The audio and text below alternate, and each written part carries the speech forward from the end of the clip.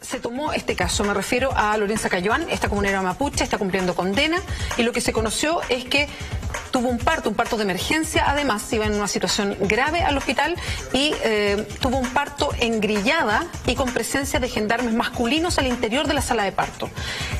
¿Qué reflexión haces respecto a todo esto?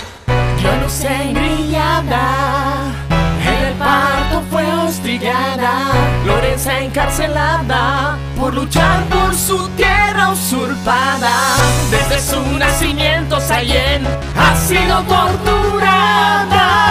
La niña es mapuche, para el Estado no vale nada. Los derechos del niño aquí no son respetados, los derechos humanos aquí no son respetados, los tratados firmados aquí no son respetados, aunque lo nieguen y mientan los buitres del Estado. Los derechos del niño aquí no son respetados, las mujeres y ancianos aquí no son respetados, los pueblos originarios aquí no son respetados, aunque lo nieguen y mientan los buitres del Estado. Encarcelas y asesinas y luego pides perdón, tu perdón es un insulto para toda mi nación, pues tú avalas y promueves militarización, torturando a niños y mujeres sin compasión. Paco argentino y chileno ya se han puesto de acuerdo para reprimir y asesinar, aunque cambie el gobierno. Quisieron pacificarnos y conquistar el desierto a sangre y fuego. Vengaremos a nuestros muertos. Luis Marileo y Patricio González, asesinados por un Paco cobarde. A Violante que cegada por un Paco ladrón. Nada salió en medios de comunicación. Mi gente muera de hambre para hacerse escuchar. Libertad a Lincoln, a Celestino, a Catrina.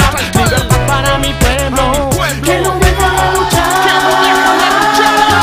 Los derechos del niño aquí no son respetados, los derechos humanos aquí no son respetados, los tratados firmados aquí no son respetados, aunque lo nieguen y mientan los buitres del Estado. Los derechos del niño aquí no son respetados, las mujeres y ancianos aquí no son respetados, los pueblos originarios aquí no son respetados, aunque lo nieguen y mientan los buitres del Estado.